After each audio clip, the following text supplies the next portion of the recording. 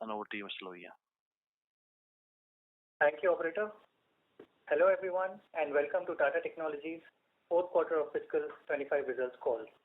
With me today are Mr. Warren Harris, CEO and MD, Tata Technologies, Ms. Sukanya Sadashivan, COO of Tata Technologies, and Ms. Savitha Balachandran, CFO, Tata Technologies. Our management team will give a brief overview of the company's performance, followed by a Q&A session. As you are aware, we do not provide specific revenue or earnings guidance, and anything said on the call which reflects our outlook for the future or which could be construed as a forward-looking statement must be reviewed in conjunction with the risks that the company faces. We've outlined these risks in the second slide of the quarterly investor deck available on our website. Our press release and earnings deck have been filed with the stock exchanges and are also available on our website, www.tatatechnologies.com. I hope you've had a chance to look at them. Let me now turn over the call to Warren. Thank you, Vijay, and thank you everyone for joining us on today's earnings call. Let me start by reflecting on FY25 and sharing our strategic perspective on how Tata Technologies is positioning itself amid ongoing macroeconomic volatility, including intensifying trade tensions, tariff-related disruptions, and the transformative shift driven by AI-led innovation.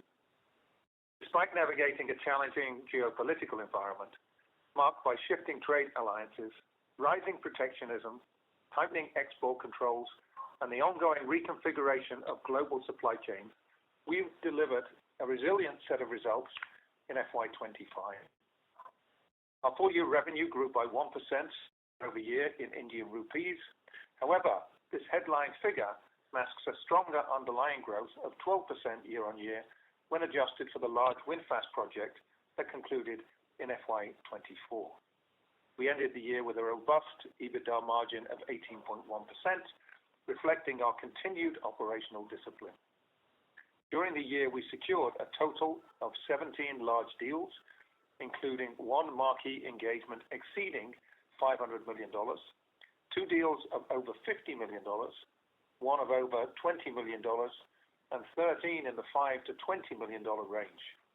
These wins underscore our growing role as a trusted engineering and digital services partner across the manufacturing sector.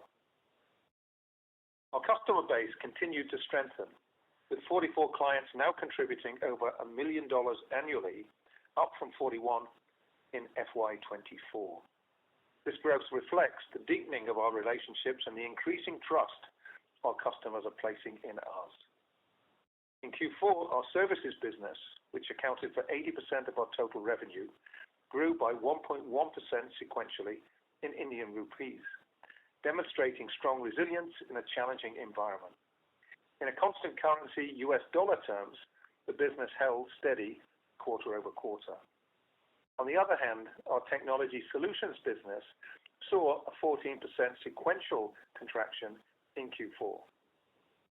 This decline was primarily due to a slight reduction in discretionary spend that impacted our products business and infrastructure readiness challenges within several state ITIs in India, which impacted our ability to execute against the growing education order book. Margins remained strong, the EBITDA improving 40 basis points sequentially to 18.2%. Profit before tax rose, however, by 14% quarter on quarter, while net income during the same period grew 12%.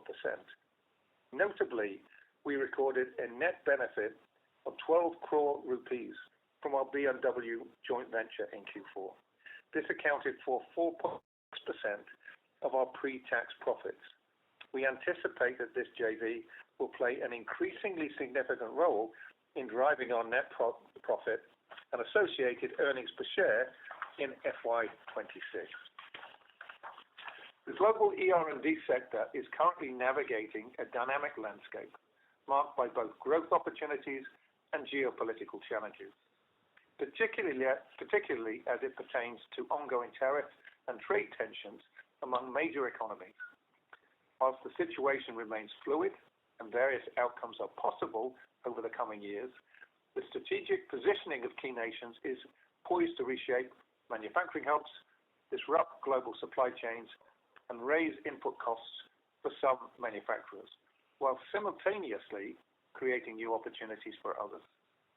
In response, we expect manufacturing companies to accelerate strategic moves towards regional diversification and cost-efficient innovation.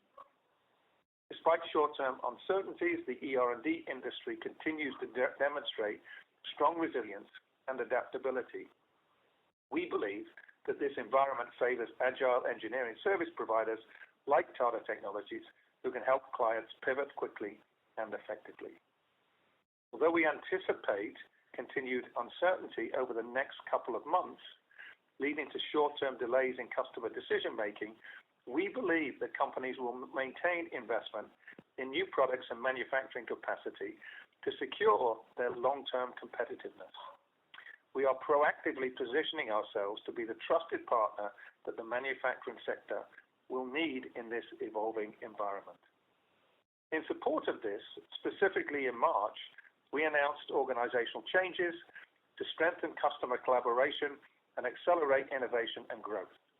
These changes included a new customer-centric organizational structure and dedicated account teams for our top 20 accounts, the appointment of a new executive leader to manage our strategic partnership with Tata Motors and JLR. We strengthened our leadership of our embedded electronics and software business to ensure end-to-end ownership of sales, solutioning, and delivery. We implemented dedicated leadership for our aerospace and industrial heavy machinery verticals to improve focus and the relevance of our sector offerings. And we also invested in a series of IP that included AI, IP-led solutions, and smart manufacturing platforms. These changes will allow us to act faster, innovate deeper, and scale smarter in response to the changes that are likely to define the manufacturing sector in the future. Let me provide an overview of demand trends across the three industry verticals in which we operate. As I said before, in the automotive sector, the macroeconomic environment remains dynamic, shaped by ongoing geopolitical shifts and evolving regulatory landscapes. In the US, OEMs are increasingly embracing a more balanced propulsion strategy, sustaining investments across internal combustion engines, hybrids, and electric vehicles as consumer preferences and policy signals remain mixed. In Europe, uncertainty surrounding tariffs and evolving industrial policies, especially in response to competition from China, has led to delays in key investment decisions. However, we are beginning to see the early signs of foundational investments and the green shoots of improvement. While near-term caution persists, we remain optimistic about medium to long-term ER&D investment in the automotive industry. Continued innovation in electric, autonomous, and sustainable mobility is expected to be a key growth driver. Our strong domain expertise, expanded software-defined vehicle offerings, and AI-led solutions across the product lifecycle position us well to support OEMs and suppliers as they recalibrate for the next phase of mobility transformation. In contrast, demand in the aerospace and industrial heavy machinery sectors remains robust. Our aerospace business posted 8% sequential growth in Q4 and nearly doubled its revenues in FY25 compared to FY24, supported by a healthy order book and strong execution. We are confident that this momentum will carry forward into FY26. On the deal signings front, we closed 3 large deals in Q4, including one exceeding $50 million. Our overall deal pipeline remains strong, and we expect conversion rates to improve once near-term market uncertainties begin to ease. Let me share a few highlights from our Q4 wins. A prominent North American electric vehicle manufacturer has engaged us to modernize their enterprise resource planning systems. This digital transformation initiative is focused upon improving operational efficiency, boosting supply chain transparency, and enabling scalable growth in line with their rapid expansion. We're also collaborating with a leading global Tier 1 automotive supplier to develop advanced application software that optimizes energy flow across multiple battery packs in commercial electric vehicles. This solution enhances battery performance, reliability, and life cycle, delivering measurable efficiency gains for fleet operators. A global automotive OEM has entrusted us with establishing an offshore development center to support product engineering, embedded software, and digital enterprise solutions. We're also helping them drive significant cost optimization across product development and their IT operations.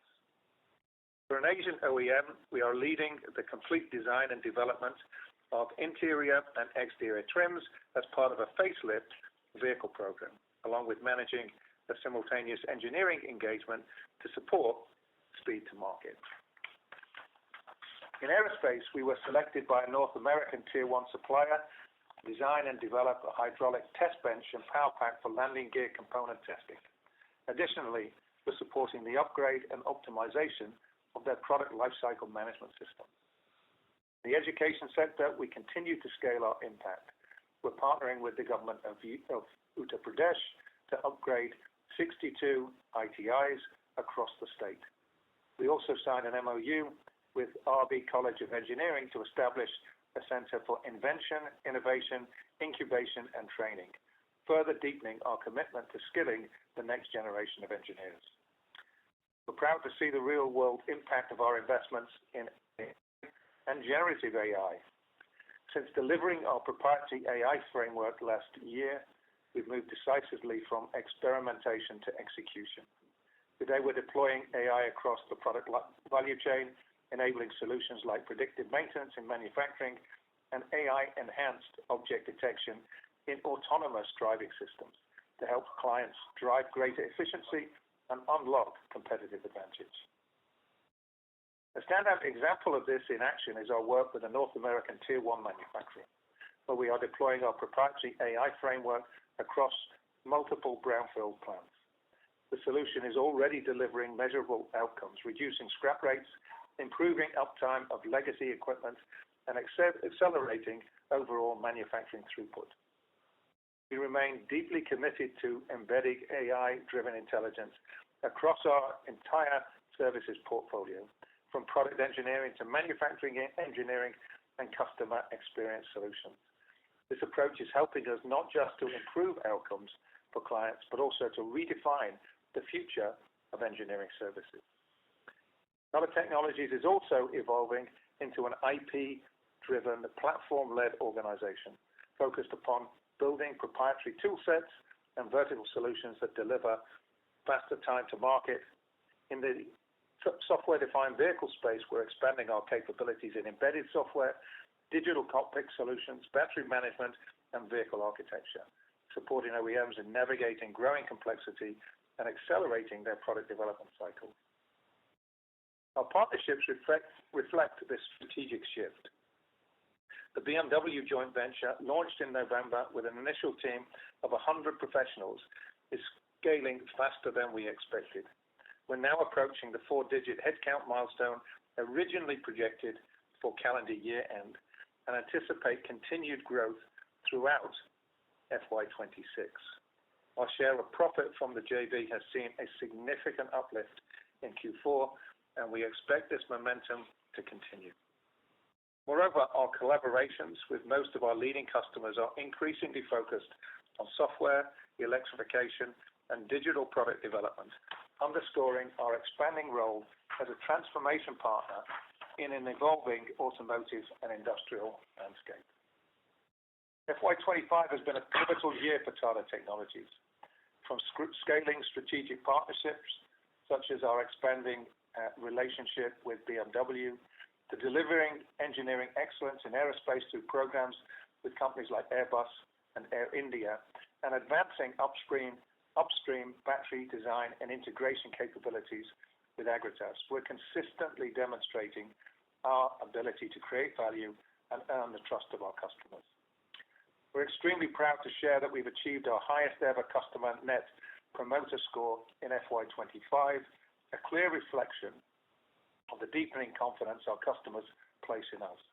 Additionally, our work was recognized with 2 Industry Innovation Awards, reinforcing our leadership in AI and technology-led innovation within the manufacturing sector. As we look ahead to FY26, our priorities are clear: scaling our software and AI capabilities, deepening our investments in IP and software-defined everything, and executing with precision on our strategy to become the most trusted partner for engineering and digital transformation in a world increasingly shaped by AI, software, systems thinking, and speed. With that, I'd now like to invite Savita to walk you through our financial performance for the year. Thank you, Warren. Good day, everyone, and thank you for joining us on this call today.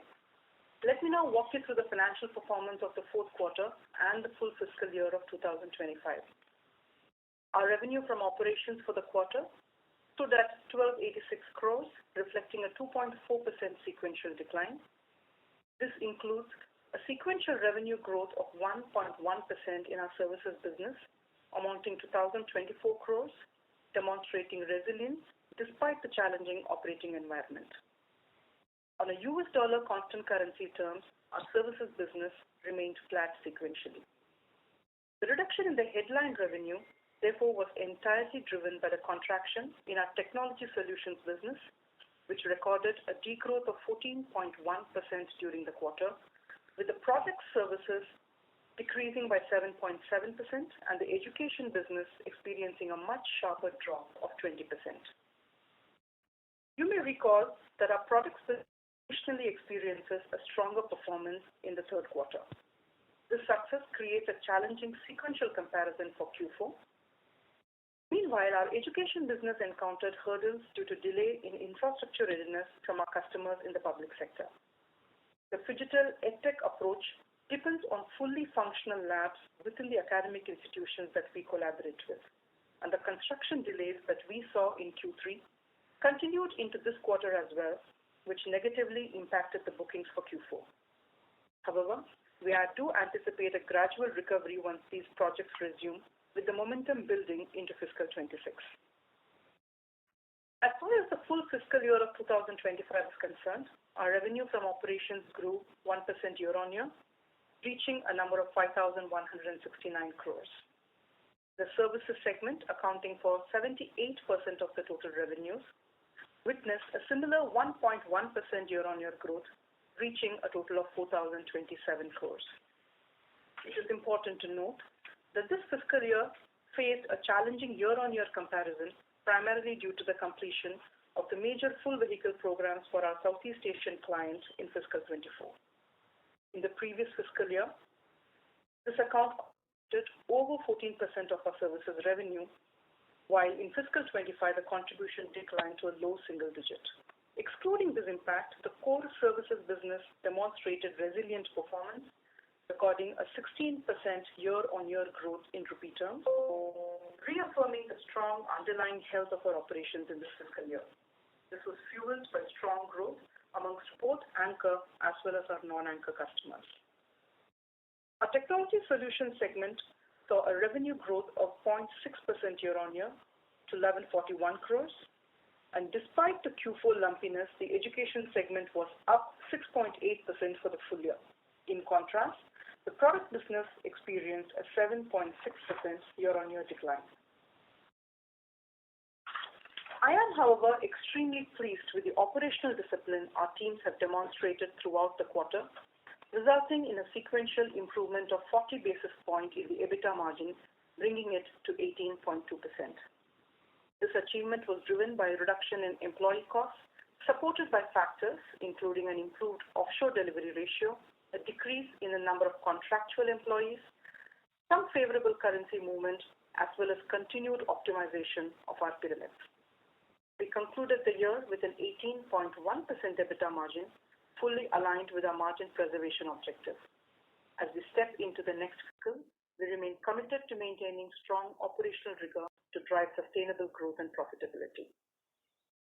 Our operating profit, or EBIT, increased by 1.1% sequentially, reaching 214 crores, and this growth was aided by a significant surge in our profit share from our joint venture with BMW, which rose sevenfold from a low base of 50 lakhs in the previous quarter when it started operations to 3.6 crores in Q4.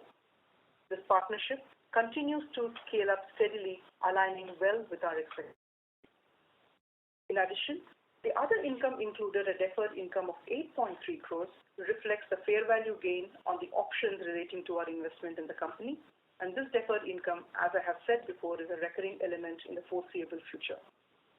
I'd like to emphasize that this partnership represents a long-term, strategically significant deal for us, and therefore an extension of our core operations, and accordingly, we represent this as part of our operating profit. We recognize an other income of 57 crores in this quarter, marking a significant increase from 27.6 crores of Q3. This sharp growth was primarily driven by four factors. Interest income increased by 7.5 crores, largely attributable to the higher cash balances as well as improved yield from our investments. We had about 8.8 crores of gain from the fair value adjustment of the investments that we've made. Foreign currencies gave us about 8.1 crores compared to a loss of 2.8 crores in the previous quarter. And we also recorded an R&D expense credit of about 2.3 crores as per the applicable rules against the work that qualifies for the same. As a result, our profit before tax experienced a robust 14.1% quarter-on-quarter growth to 258 crores. In Q4, we had a net benefit of 12 crores or 4.6% of profit before tax from our joint venture with BMW. This included the 3.6 crores from share of profit as well as the 8.3 crores of the other income referenced above. Our effective tax rate increased 140 basis points sequentially to 26.8% in this quarter, leading to a 12% quarter-on-quarter increase in profit after tax that reached 189 crores. Our board has recommended a final dividend of 8.35 per share for the fiscal year 2025, representing a dividend payout of 50%. Furthermore, the board has also proposed a special dividend of 3 rupees 35 paisa per share, and both these dividend payments are subject to shareholder approvals at the upcoming annual general meeting. Our balance sheet reflects strong financial health with a solid cash position, robust liquidity, and a favorable DSO levels. At the end of the quarter, the net cash position stood at $174.7 million compared to $154.1 million at the end of Q3. We continue to maintain robust collection efficiency with the total DSO, both billed and unbilled, coming in at 81 days at the end of March, an improvement from the 90 days that we reported at the end of December. Our billed DSO improved from 63 to 54 days, while the unbilled DSO were at 27 compared with 26 days, while our free cash flow for the fiscal year 2025 stood at over 900 crores. Let me now share with you some color on the operational metrics. Our headcount was almost flat at 12,644 employees at the end of the quarter, reflecting a prudent cost control and a commitment to sustainable profitability given the current macroeconomic and geopolitical conditions. Our employee utilization levels stood at 87.5% for the quarter, a modest decline from 88% in the prior quarter. Meanwhile, our offshore revenue mix saw a sequential improvement of over 100 basis points, reaching 43% as we continue to optimize our delivery model. We saw a small uptick in the last 12 months voluntary attrition that touched a level of 13.2% from 12.9% of the previous quarter, and this comes after nearly 12 consecutive quarters of improved attrition levels. And we remain committed to enhancing our employee engagement and strengthening retention efforts moving into fiscal 2026. We also continue to prioritize strengthening of our organic talent development initiatives to address the dynamic needs of our workforce and build a robust pipeline of skilled professionals. In the last fiscal year, our in-house technical learning platform, TechVarsity, achieved a remarkable milestone by delivering over 750 technical modules. These modules reached more than 9,500 unique employees, representing 75% of our workforce. to accelerate expertise in the critical next-generation competencies that are essential for our growth, we introduced specialized learning initiatives focused on generative AI, software-defined vehicles, and cybersecurity. And I'm proud to share that over 60% of our engineering talent is now equipped with AI readiness, paving the way for innovation and excellence in the evolving technological landscape. In conclusion, I'm pleased with our unwavering commitment to rigorous execution, which enabled us to preserve our margins despite operating in a demanding environment. This quarter, we achieved strong profitability and a solid cash flow performance. And for fiscal 25, we sustained margins exceeding 18% for the fourth consecutive year and achieved the highest cash flows in the company's history. Moving forward, we remain committed to maintaining this operational discipline while making thoughtful and required investments in talent and capabilities to drive our long-term value for all our stakeholders. With that, I thank you for your time, and we can now open the floor for questions. Thank you. We will now begin the question and answer session. Anyone who wishes to ask a question may press star and one on your touch-tone telephone. If you wish to remove yourself from the question queue, you may press star and two. Participants are requested to use handsets while asking a question. Ladies and gentlemen, we will wait for a moment while the question queue assembles. The first question comes from the line of Abhishek Kumar with JM Financial. Please go ahead. Yeah, hi. Good evening. Warren, you sounded optimistic despite the obvious challenges facing the industry. I just want to understand whether there are tangible signs that some of these global OEMs are looking at increasingly doing more offshoring. Are there any deal RFP, etc., which we are pursuing? Just want to understand what's driving, the optimism you share. Yeah, good to hear from you, Abhishek. There's the sentiment, the positive sentiment that I shared was really informed by the interactions that we're having with our customers.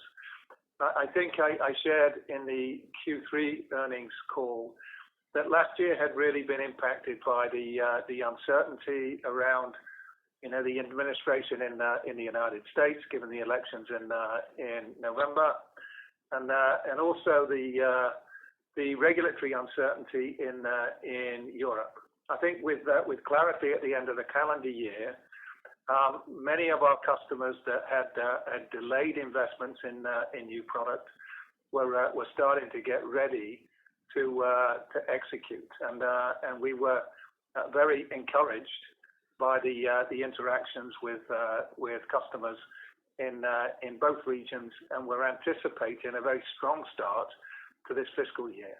I think the tariff announcements have certainly complicated that situation, and many of the customers that were looking to launch projects and programs in the March-April time frame have delayed the decision making. But the commitment is there, and I think what everybody's looking for right now is just certainty. And I think if we can achieve that in the next month to 6 weeks, as the trade negotiations are progressing, then I think that we will tee ourselves up for a strong finish to the half year, and we'll take momentum into the second half of the year. So that's where the sentiment is coming from. But I would just qualify those comments with, we were surprised by the tariff announcements. We may be surprised again if the negotiations do not drive the type of consistency and clarity that I think everybody's looking for. Okay, that's clear. In that context, what explains better than expected ramp up in BMW, right? That also is an OEM which is facing these issues. Logically one would have imagined that they will also pause. So, any color on why you think, that JV is scaling faster than expectations? Thank you. Yeah, I think there's 2 reasons. I think outside of the investment that Mercedes made in India some 20, 25 years ago, I think the German market as a whole has been slow to take advantage and to invest in the capabilities that we've got here in India. I think that is starting to change, and I think the commitment that BMW have made to the joint venture and to the partnership that we are building is a strategic commitment.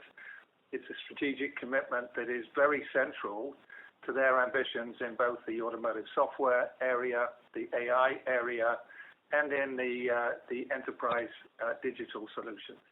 And I think one of the things that we continue to be impressed about with BMW is they, like the Tatas, are patient capitalists. They are investing for the long term. And I think, unlike many organizations, they seem to stay the course even during very difficult economic conditions. And so I think the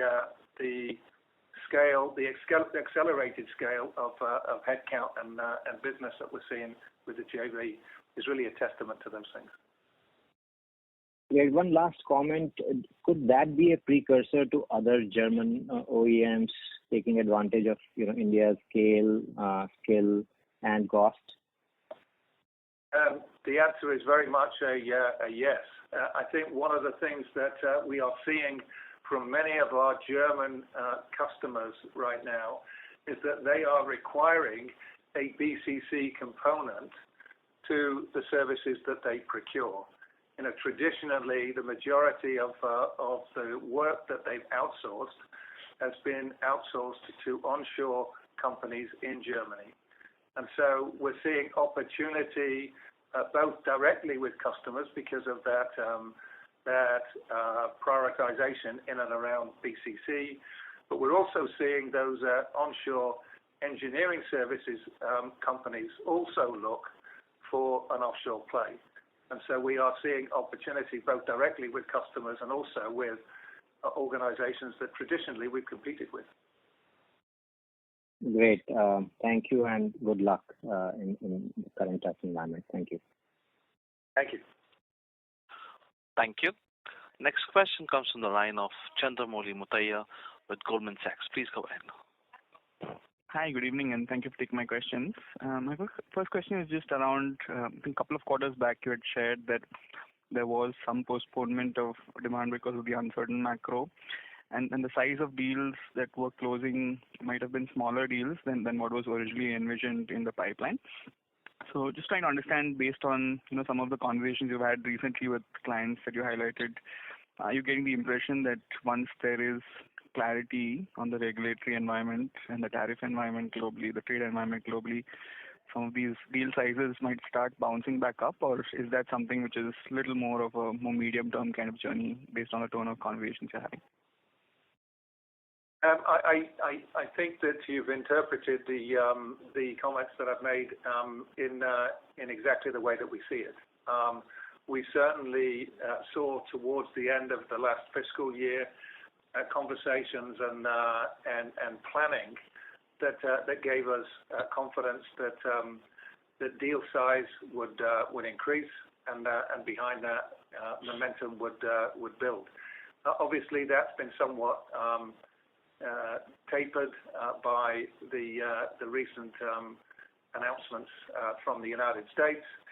But again, I think after the initial shock, there is growing confidence that clarity will be brought to bear in the next month or so, and those plans that we were expecting to close in March and April will likely be closed towards the end of Q1 and as we move into Q2.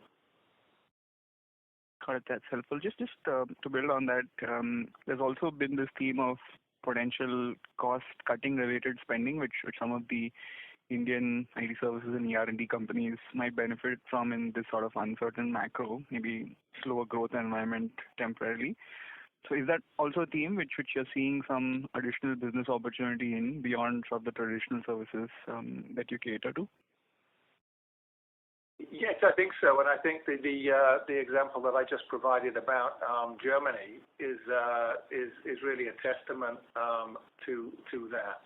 I think the fact that they are looking for a BCC component to the services that they procure is that they want to bring down the unit cost of what they have traditionally positioned with the German engineering service providers.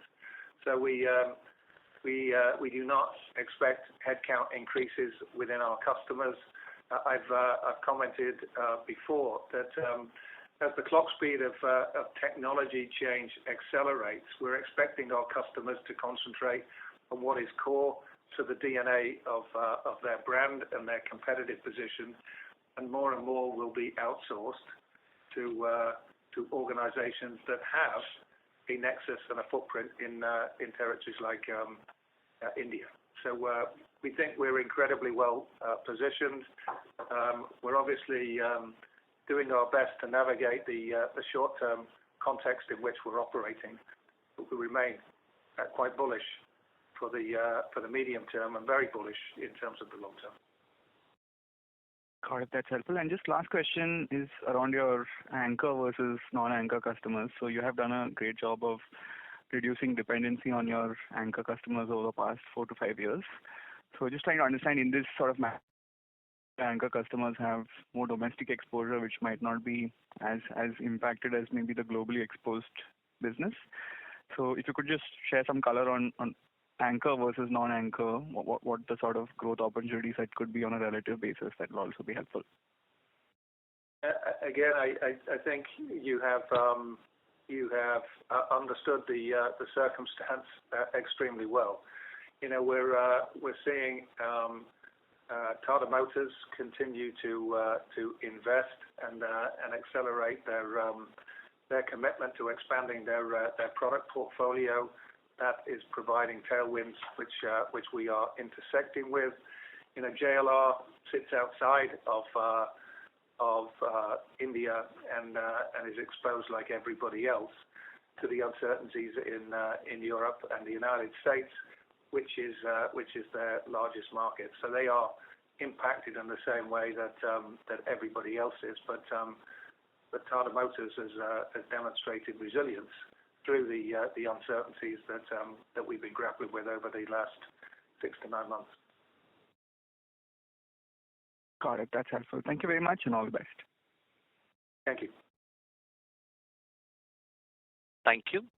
Next question comes from the line of Rajiv Berlia with Citigroup. Please go ahead. Yeah. Thank you for the opportunity. Can you discuss the thoughts on demand from the aerospace vertical? And is it fair to assume that the aerospace vertical will do well versus automotive in FY26? Also, you talked about 3 large deals in 4Q. Can you tell me from which verticals are these large deals and when will they ramp up? And will that help 1Q? Sure.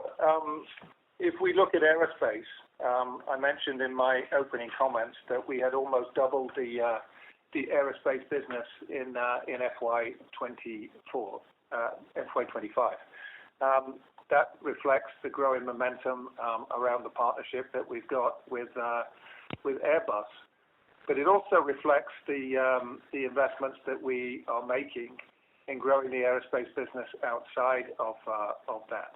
And in North America, we've secured business with 2 large propulsion manufacturing players, and that business has grown at a very healthy clip over the course of the last 12 months, and we expect momentum to continue.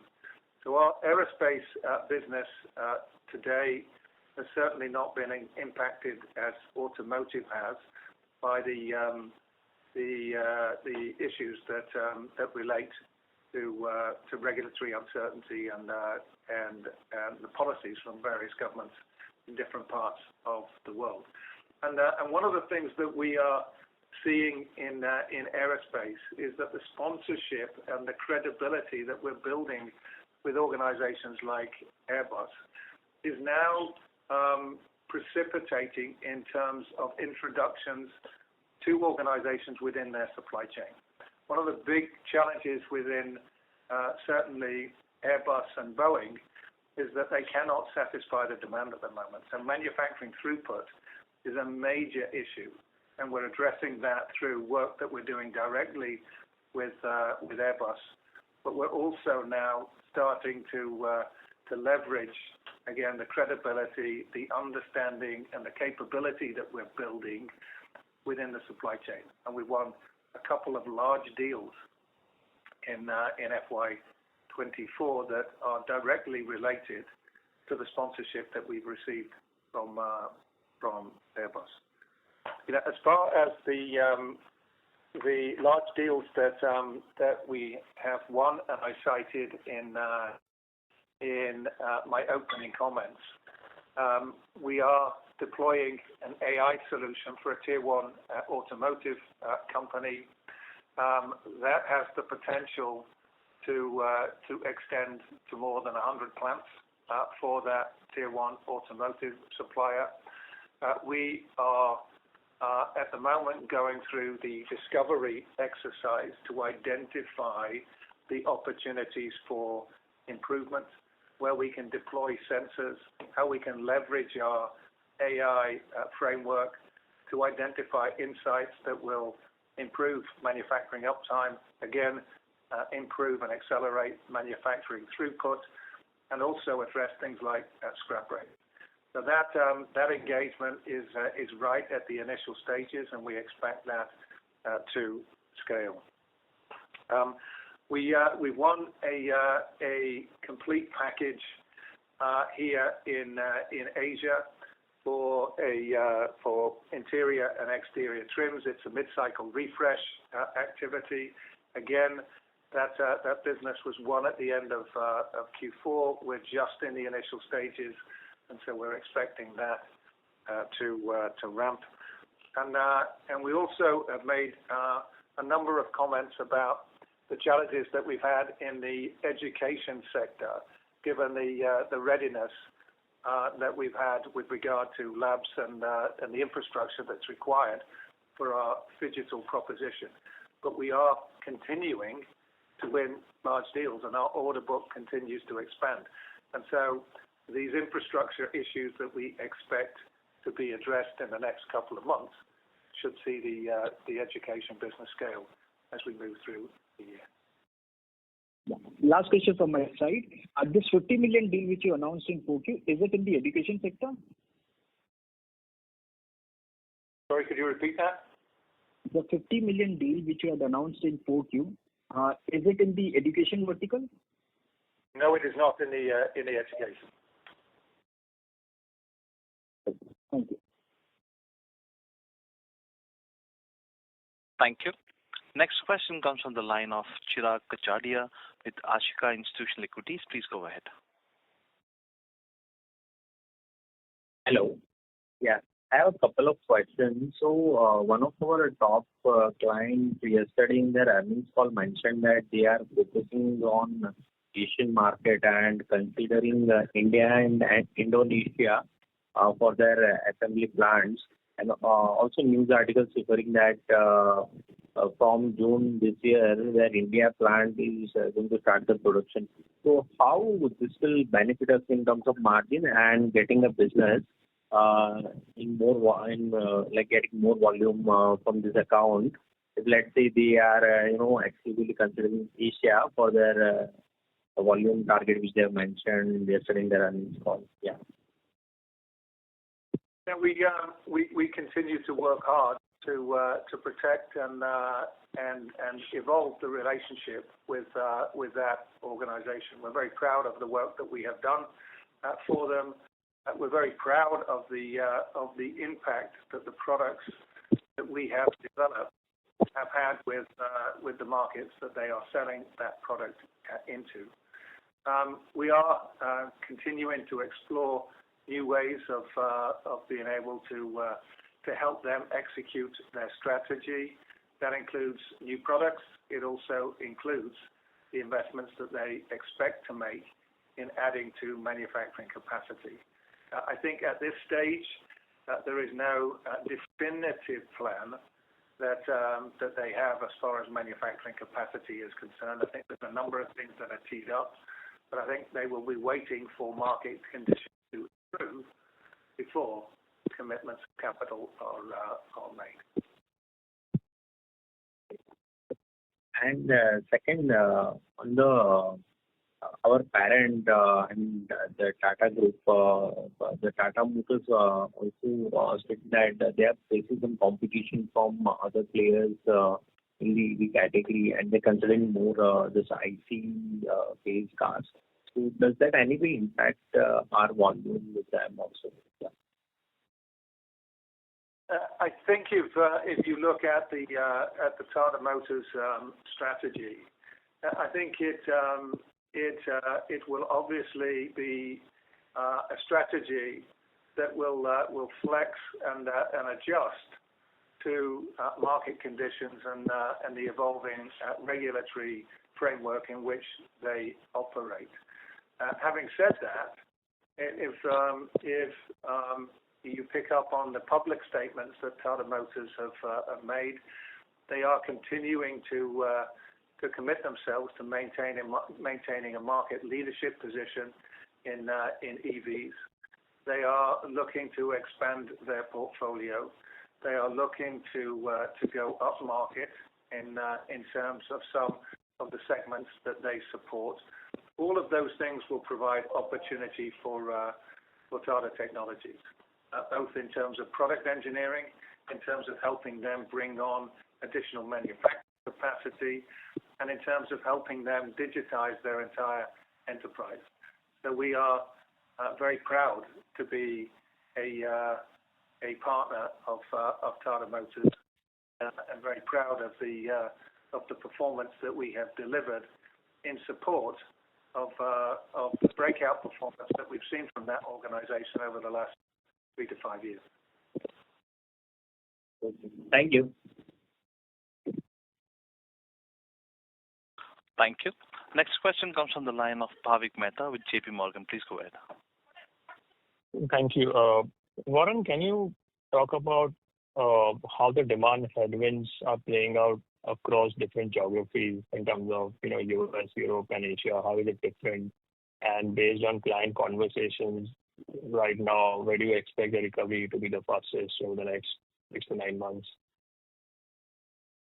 I think if we take the US first, I think that there was a fair amount of positivity in the US at the beginning of the calendar year, and the distraction that organizations like Stellantis had, given the change of chief exec last year, that was starting to settle down, and we were starting to see clarity in and around a renewed commitment to a regional approach to growing their business. That has obviously been shaken by the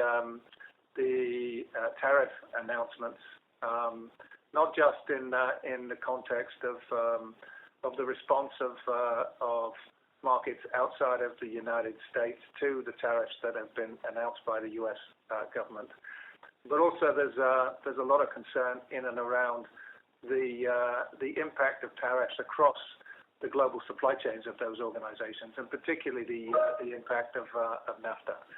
So there's a pent-up demand for investment. There was a lot of uncertainty last year during the election process. So these organizations are ready to deploy capital in support of new products, but they need some level of certainty. And so we expect that the United States to take another month, 6 weeks, 8 weeks before we really start to understand the full impact of the announcements that have been made. I think Europe is a little different. I think Europe is starting to recognize that they have to build resilience into their supply chains, and so we're seeing some repatriation of manufacturing support within supply chains as far as Europe is concerned. and we're also seeing some progress as far as incentives and the regulatory response to both the threat from China and the tariffs from the United States.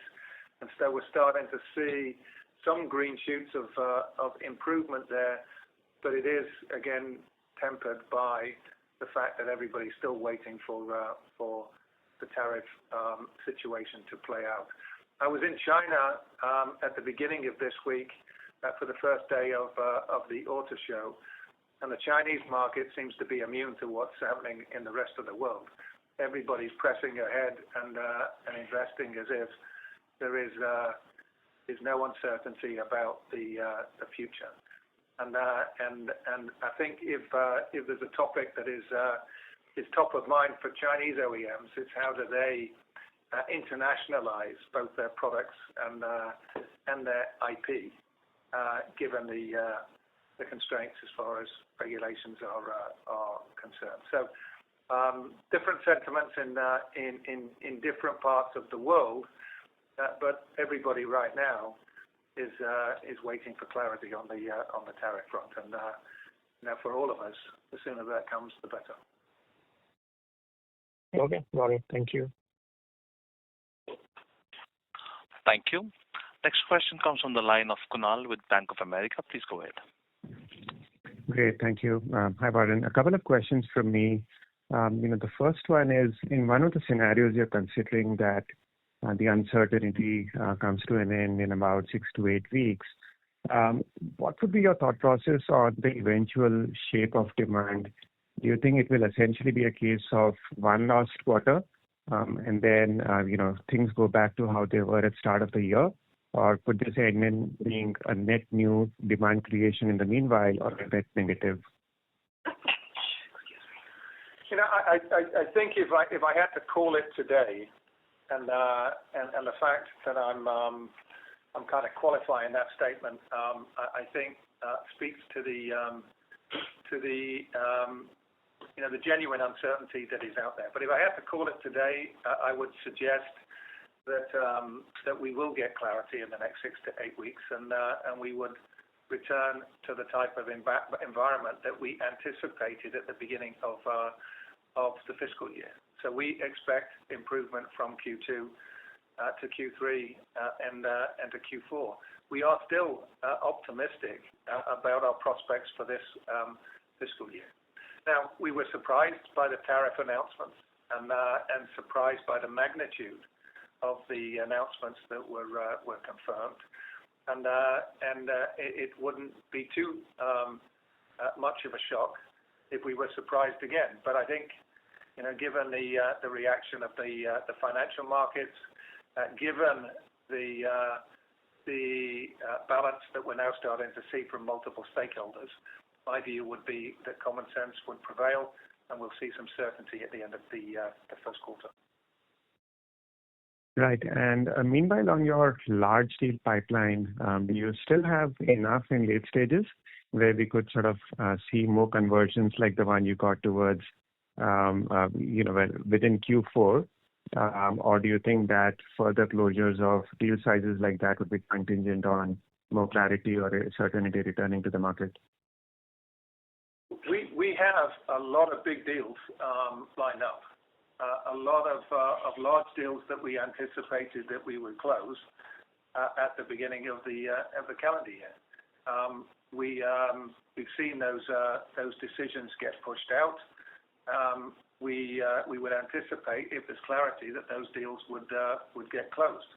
Now, with any type of deal, time is always something that you worry about. When deals get pushed out, there is always the opportunity that the customer has to go in a different direction. So again, we are hoping that we will get clarity in the short term, and that those deals that were teed up will get converted. Got that. And then the final one for me: Are you okay to be flexible on pricing till you have demand uncertainty, or that's something that you would rather want to hold at the level you already are at? I'm sitting next to my CFO, and so I'll qualify my comments. But no, I think one of the reasons that we've managed to maintain margins throughout the choppiness and the volatility of FY25 is the fact that we've been very disciplined on the pricing front. And whilst there are situations where we've used pricing as an entry strategy into different customers, I think for the most part, the discipline and the rigor that has surrounded our pricing approach is something that we're committed to and something that we expect to maintain. Great. That's good to know. Thanks, Martin. Thank you. Ladies and gentlemen, we have reached the end of question and answer session. I would now like to hand the conference over to Pratik Rampuria for closing comments. Thank you all for joining us on today's call. We hope we've addressed most of your questions.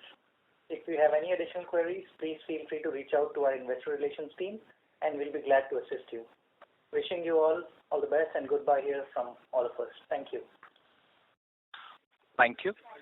On behalf of Tata Technologies, that concludes this conference. Thank you for joining us. You may now disconnect your lines.